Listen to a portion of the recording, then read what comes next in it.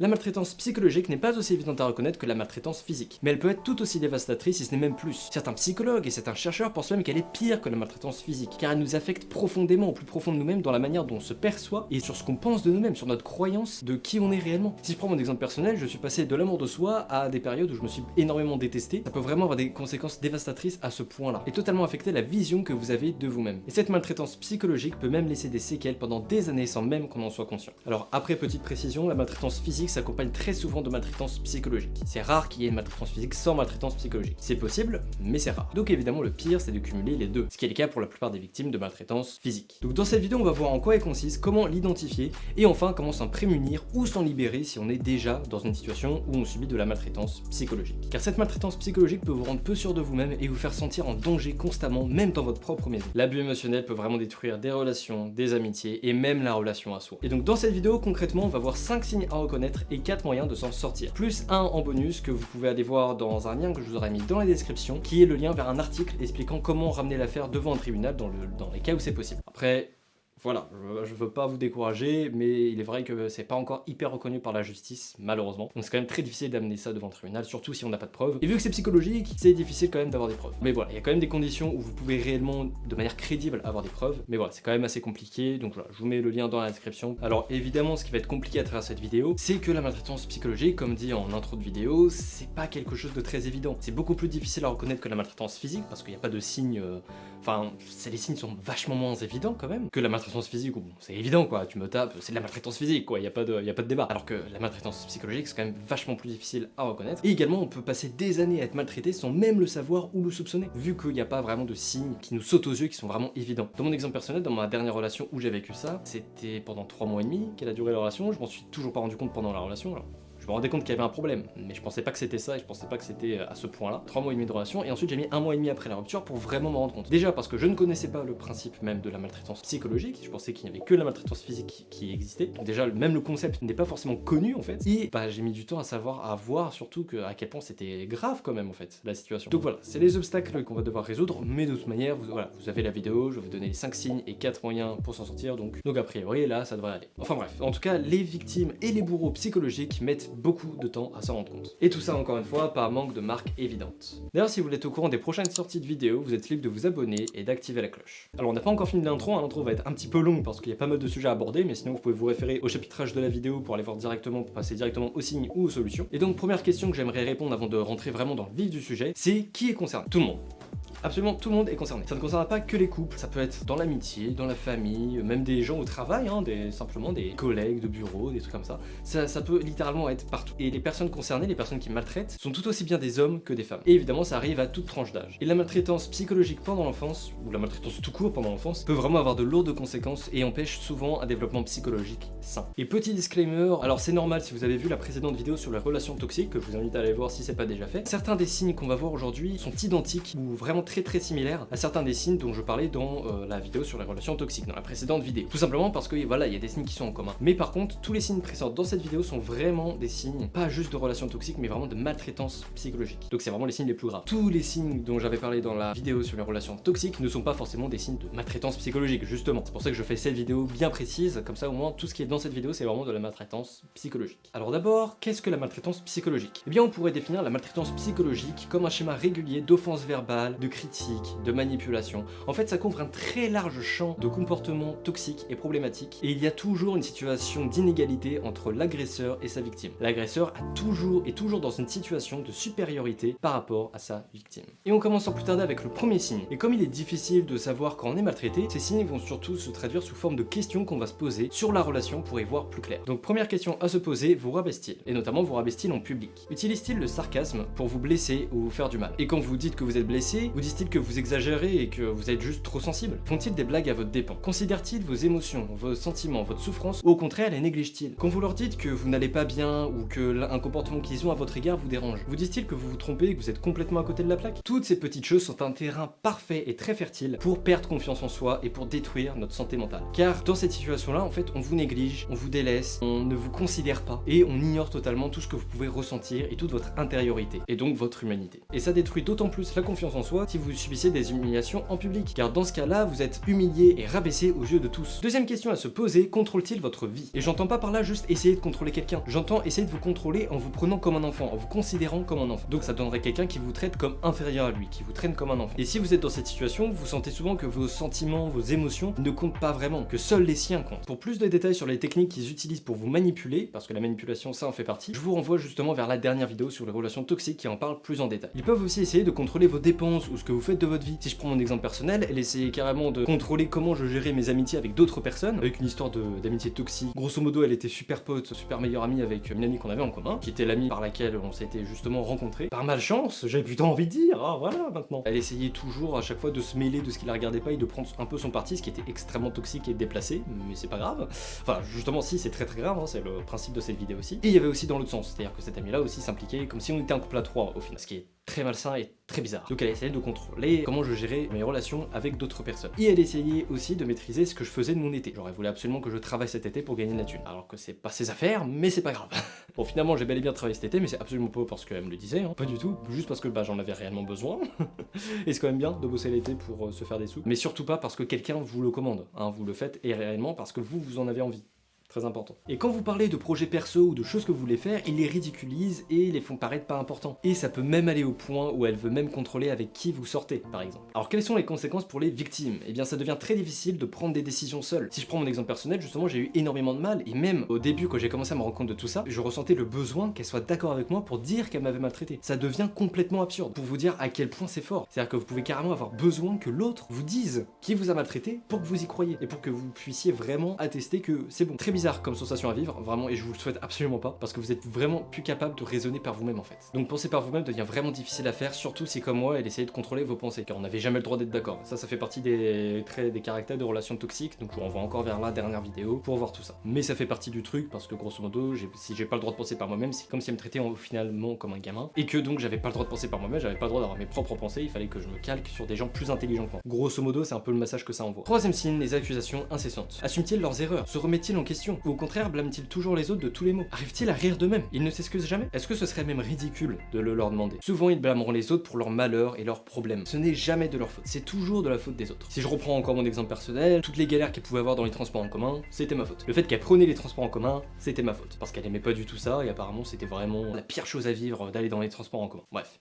je passe. Et elle venait carrément me faire culpabiliser pour les choix qu'elle faisait et qu'ensuite elle regrettait, comme justement venir me rejoindre en transport en commun pour passer un petit peu du temps ensemble, ce qui me paraît assez logique. Alors évidemment, moi j'étais largement prêt aussi à prendre les transports pour aller la voir elle. Mais justement, ça fait partie des trucs dans la relation, j'étais largement délaissé et j'avais beau pour proposer, je me faisais limite engueuler pour proposer, enfin. Ça n'a vraiment aucun sens. Cette relation n'avait vraiment aucun sens. Donc pour résumer, ils ne font vraiment jamais d'erreur. Par contre, ils insistent bien sur les vôtres. Ils ne voient que ça d'ailleurs. Comme ils ne se remettent jamais en question. Et souvent, c'est surtout si vous vous laissez absorber par la relation et que voilà, vous n'arrivez plus à penser bien et que vous êtes déjà un peu sous l'emprise de votre agresseur, bien vous amène à vous excuser même quand vous n'avez rien fait de mal. Et ça, la conséquence, c'est surtout que de plus en plus, vous allez vous culpabiliser, vous en vouloir pour tout et n'importe quoi. Et croire que tout ce que vous faites est mal et que vous vous en prendrez toujours derrière. Et voilà un ingrédient parfait pour faire largement baisser l'estime de soi. Donc tout ça, ça implique qu'ils pensent faire mieux que les autres. Et si quelqu'un ose critiquer ça, attention, parce que là ils peuvent péter un plomb. Et ça peut se traduire notamment sous la forme de la colère chronique, qui était l'un des signes toxiques, dont je parle encore une fois dans la précédente vidéo. Vraiment, la précédente vidéo et celle-ci sont extrêmement liées, donc je vous invite largement à regarder les deux. Comme ça vous aurez toutes les infos sur tous les traits toxiques que vous pouvez avoir. Quatrième point, la négligence. Alors si je prends mon exemple personnel, on était au festival à Vierzon, qui est un festival auquel j'ai participé, hein, comme vous avez vu dans mon précédent court-métrage si vous l'avez vu. Et donc on va à ce festival avec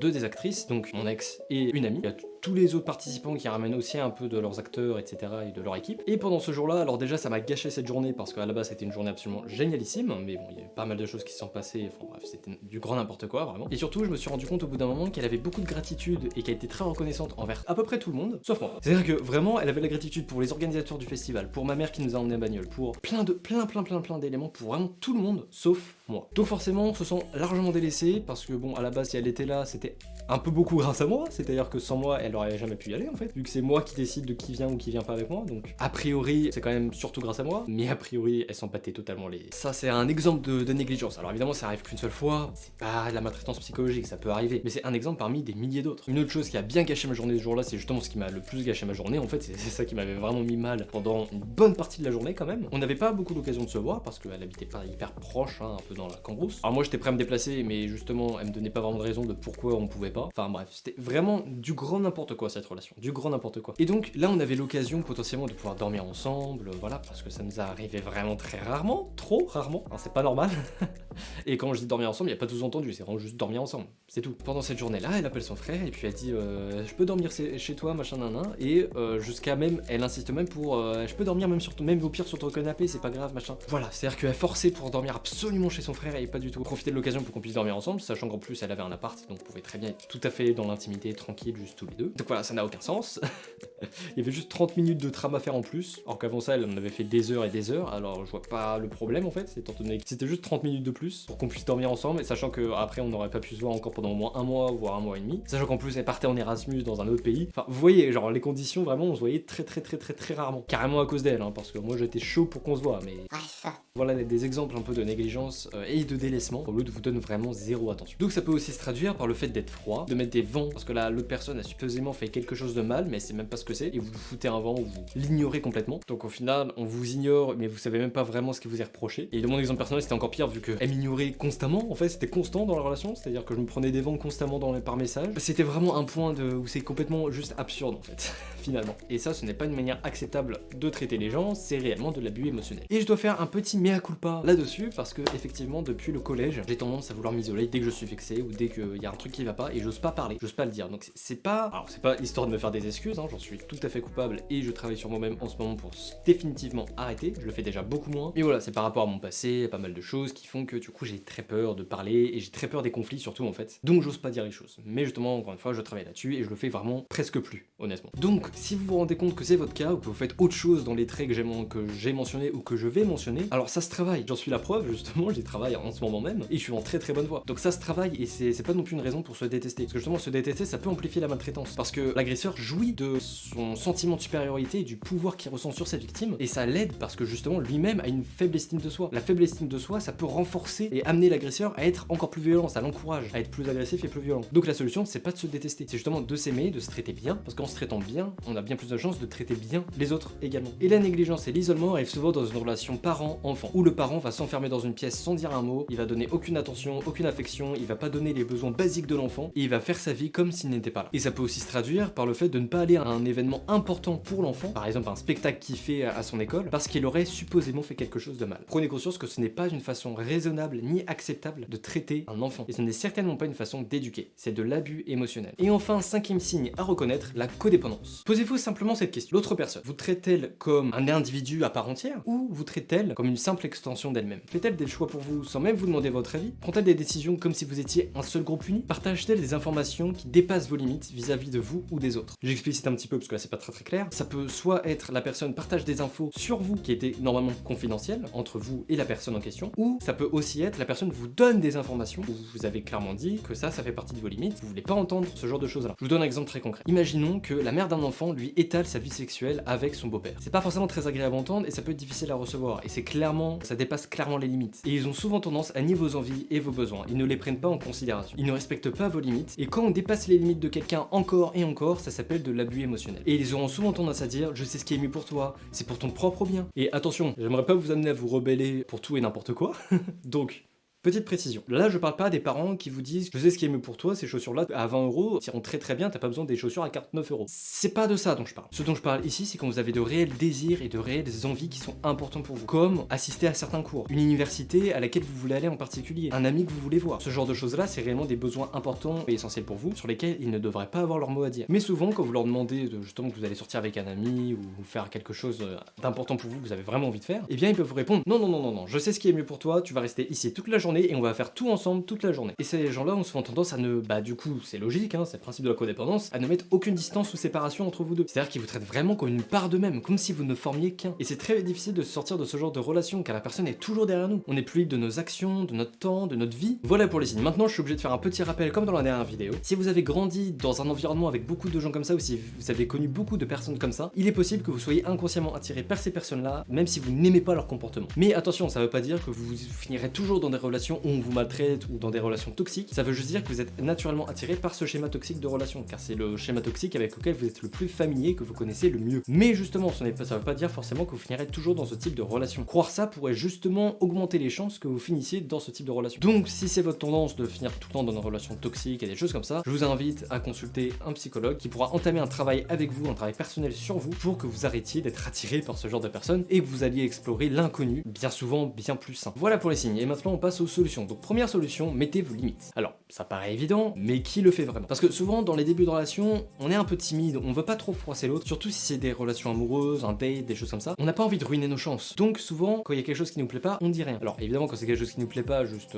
quelque chose qu'a dit la personne, elle a un petit peu mal formulé, ça nous a un petit peu vexé, on va pas forcément se reprendre à chaque truc non plus qui va pas. Mais si c'est un comportement problématique, comme les comportements dont j'ai déjà parlé dans les signes à reconnaître, il faut en parler. Et ça, c'est une très grosse erreur de ne pas en parler, car les débuts de relation, c'est vraiment là où on pose les bases de notre relation. Parce que après, la conséquence de ça, c'est que le jour où vous en avez marre et vous faites un coup de gueule parce que vous en pouvez plus, soit vous allez devoir entrer dans un rapport de force pour changer les choses, soit vous allez simplement devoir arrêter la relation avec la personne en fait. Et c'est bien dommage, parce que ça aurait pu être évité si vous aviez mis vos limites dès le début. Parce que du point de vue de vous-même, vous êtes en mode, bah putain, elle arrête pas de me parler mal, etc. Moi j'en peux plus, donc je lui dis, c'est quand même évident qu'il y a un truc qui va pas. Ça c'est votre point de vue à vous. Maintenant, si on prend le point de vue de votre agresseur, tout va bien. Depuis le début de la relation, tout se roule comme sur des roulettes, il y a rien forcément qui va mal. Ça c'est de son point de vue à elle, parce que vous ne lui avez rien dit en même temps. Comment voulez-vous qu'elle le sache si vous lui dites pas? Donc vous voyez, là on a déjà deux points de vue complètement différents et deux manières de voir la situation complètement différentes. D'une part, on a vous qui souffrez énormément dans cette situation, et l'autre qui n'a aucune idée de ce qui se passe pour vous et de pourquoi vous souffrez, et de que vous souffrez tout court en fait. Elle en a strictement aucune idée. Alors après, ça peut aussi faire partie justement de la négligence qu'elle a justement à votre égard. Si ça se voit que vous souffrez, etc., et qu'elle en a strictement rien à foutre et vous prêtez aucune attention, ça fait partie de la négligence, clairement. Donc à la place, dès le début de la relation, que ce soit avec un ami, un collègue de bureau, avec votre intérêt romantique, dès que l'autre dépasse vos limites et fait quelque chose que vous considérez comme inacceptable. Alors évidemment, attention à ne pas non plus devenir tyrannique, il faut aussi savoir accepter les défauts des autres. Donc à vous de voir si c'est vraiment inacceptable ou pas, c'est à vous de définir vos limites et ensuite de les poser. Parce qu'avant de les poser, il faut déjà les définir. Mais voilà, dès que l'autre dépasse vos limites ou fait quelque chose qui vraiment vous dérange, recadrez-le direct. Par exemple, imaginons vous avez cet ami qui arrive tout le temps 45 minutes en retard. Au moment où il arrive, vous pouvez lui dire par contre frérot, je t'aime bien, mais 45 minutes, enfin tu sais, j'ai quand même d'autres choses à faire dans ma journée, donc c'est pas très grave, ça arrive, mais juste la prochaine fois, au moins préviens à l'avance, parce que j'ai quand même d'autres choses à faire dans la journée et c'est pas vraiment ce que j'avais prévu là d'attendre 45 minutes. Là, j'ai quand même d'autres choses à faire quoi. Mais il y a aussi une phrase que j'adore en anglais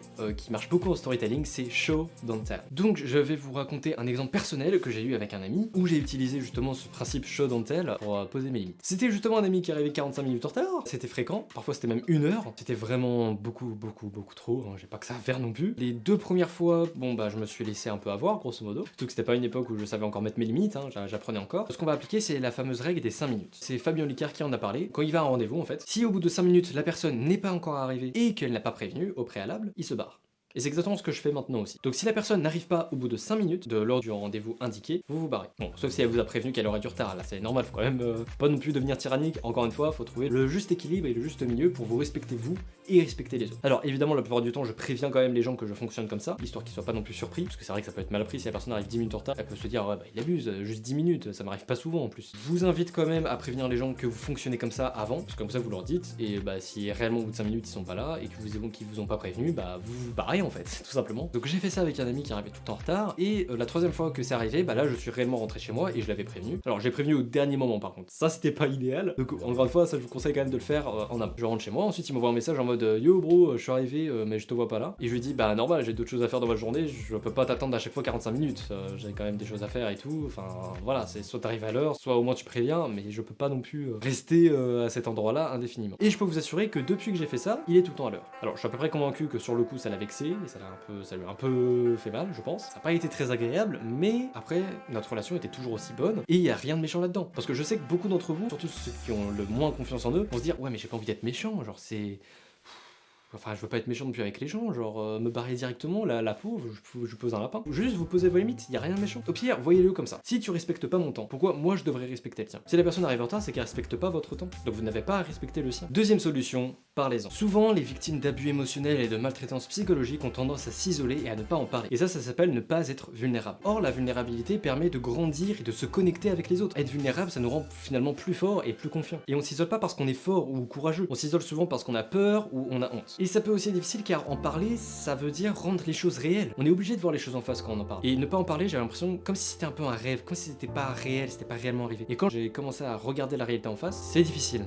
C'est-à-dire qu'on se rend compte que c'est pas un rêve et que ça nous est réellement arrivé. Et au moment où j'ai vraiment pris ça en plein dans la face et que j'ai vraiment regardé les choses, ça m'a fait chuter, mais de dingue. Je commençais à récupérer après la rupture et ça m'a tout refait rechuter. Donc voilà, le reconnaître, ça peut faire extrêmement mal et ça peut être compliqué. Mais mieux vaut le faire parce que sinon ça va vous retomber dessus un autre jour et ça peut être bien plus catastrophique. Donc mieux vaut le reconnaître au plus tôt, comme ça au moins après vous êtes tranquille, vous pouvez réellement le reconnaître et réellement aller mieux par la suite. Et surtout, si l'autre contrôlait vos pensées, si on revient sur le point du contrôle, ça peut être très difficile à assumer car aussi on peut penser qu'on exagère ou qu'on dramatise la situation, car c'est sans doute ce que penserait notre agresseur justement. Donc on peut en finir par se penser ridicule et penser qu'on exagère en fait. Et c'est donc très facile de plonger dans le déni. Et encore une fois, par exemple, moi j'ai encore un petit peu de mal encore à le réaliser et à vraiment en prendre pleinement conscience. Donc je l'assume totalement et je sais que j'ai vécu ça, mais c'est très difficile encore à assumer et tout. Là je vais employer le tutoiement pour que ce soit plus personnalisé. Si t'as été maltraité, écoute-moi. Arrête de t'isoler, trouve des personnes de confiance et parle-leur-en pour qu'ils puissent te soutenir et t'écouter. Et surtout, va voir un psy. Parce que là, dans ces situations de maltraitance psychologique, on parle de maltraitance. On parle pas de relations toxiques. Même si les relations toxiques, ça peut être très dévastateur aussi, et parfois il y a besoin aussi d'aller voir un psy pour ça. Et surtout si t'es mineur, parce que si t'es mineur, t'es encore dans une période de construction de toi très importante et primordiale. Car la honte, les accusations, le blâme, ça peut vraiment te détruire et ruiner une bonne partie de ton avenir parce que tu vas avoir encore ces séquelles-là pendant des années, surtout si tu le traites pas. Troisième solution, cesser de lui trouver des excuses. Alors souvent la personne se trouvera des excuses elle-même, du type « Mais je suis comme ça avec tout le monde, c'est juste ma personnalité. Si tu te blesses à chaque chose que je dis, ça va pas le faire. Je suis juste cash, c'est comme ça que je suis, je me défile pas, c'est tout. Quand il y a un truc à dire, je le dis. » Alors là c'est un exemple personnel parce que c'est exactement les excuses qu'elle m'a balancé à la figure quand j'ai enfin osé parler de ce comportement qui était plus que problématique. Et si elle n'en fait pas, eh bien vous lui en trouverez vous-même. Alors non, l'autre personne est consciente de ce qu'elle fait, elle en est responsable, elle est responsable de ses actes, donc cessez de lui trouver des excuses. Elle vous a fait du mal, elle est responsable de ses actes, elle est parfaitement consciente de ce qu'elle fait. Et vous n'êtes pas son psy, ce n'est pas à vous de régler ses problèmes. Et si cette personne est vraiment trop importante à vos yeux et ça vous paraît trop radical, vous n'êtes pas prêt psychologiquement à pouvoir la dégager de votre vie, eh bien on en vient au même point que l'on avait vu dans la précédente vidéo sur les relations toxiques. Et donc la cinquième et dernière solution, détachez-vous d'elle. Prenez une distance émotionnelle avec la personne, même si elle est très légère. C'est-à-dire que vous ne devez pas être affecté par la moindre chose que la personne va vous dire. Et ça veut pas non plus dire être froid, ça veut juste dire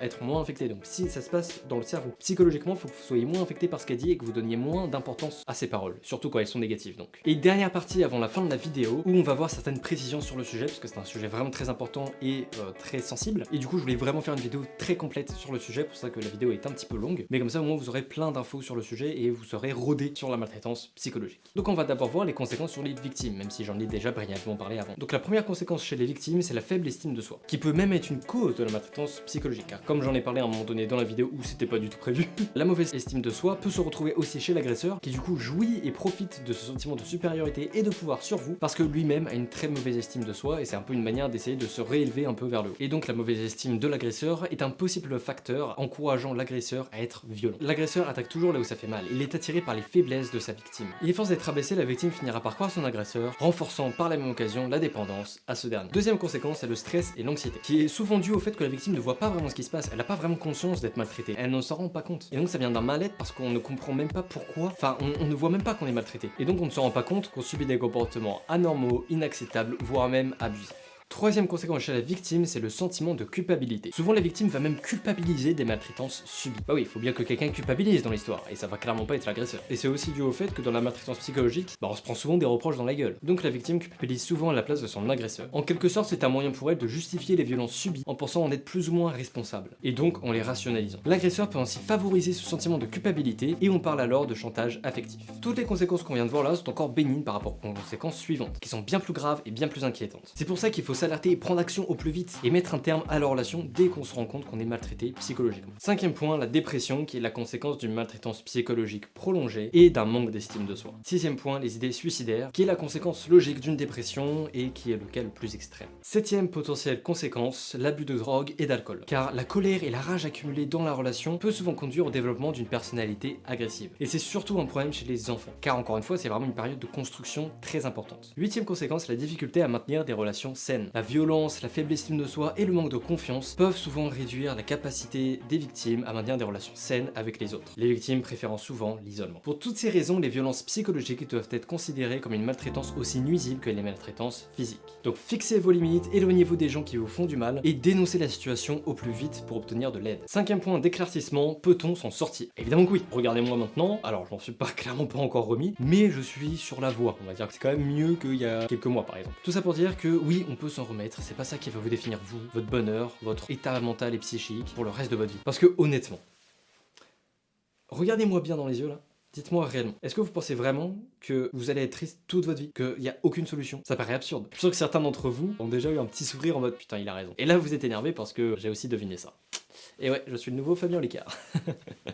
Et pour d'autres, ça va peut-être pas marcher, je ne sais pas. Mais dans tous les cas, ça paraît complètement absurde. C'est toujours possible d'aller mieux. Surtout si vous faites les efforts pour et que vous allez voir un psy. Et en plus de ça, dans la prochaine vidéo, on va parler de l'anxiété et de la peur et de comment la vaincre. Donc on abordera les points justement pour aller mieux en toutes circonstances. Peu importe que vous veniez d'être maltraité, ou juste vous allez pas bien, ou peu importe. Et enfin, 6e et dernier point d'éclaircissement, un agresseur émotionnel peut-il changer? Oui et non.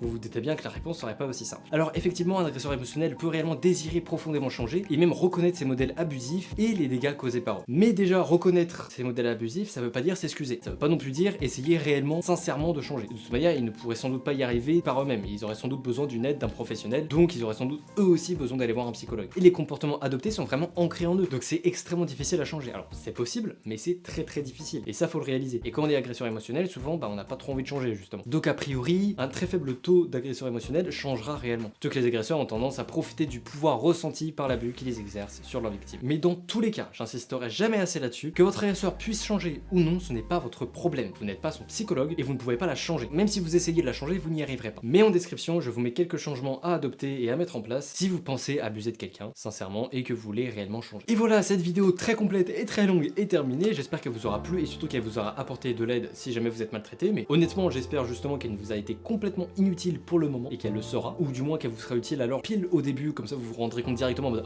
ah ouais je sais, ça c'est la maltraitance psychologique, et donc vous vous extirperez de cette relation le plus vite possible. En tout cas voilà, j'espère que ça vous aura été utile, ou que ça vous le sera peut-être à l'avenir, ou justement si ça vous est inutile, tant mieux. Et bien sûr vous pouvez vous abonner et activer la cloche pour être prévenu des prochaines sorties de vidéos, likez la vidéo si vous avez aimé, voire même la partager. Quant à moi je vous dis à la prochaine pour une nouvelle vidéo à 18 h. Ciao. En parler, ça veut dire rendre les choses réelles. On est obligé de voir les choses en face quand on en parle. J'ai commencé à regarder la réalité en face, c'est difficile. C'est-à-dire qu'on se rend compte que c'est pas un rêve et que ça nous est réellement arrivé. Ça m'a fait chuter, mais de dingue. Genre, je commençais à me récupérer après la rupture et ça m'a tout refait rechuter. Voilà, le reconnaître, ça peut faire extrêmement mal et ça peut être compliqué. Il faut passer à autre chose.